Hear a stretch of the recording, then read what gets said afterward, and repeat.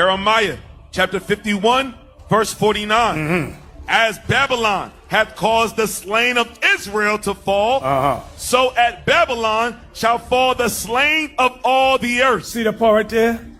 So at Babylon shall fall the slain of all the earth. What does that mean? Give me that precept in Revelation 18 and 24. Let's go. All the slain of the earth should be judged on Babylon. Revelation chapter 18, verse 24.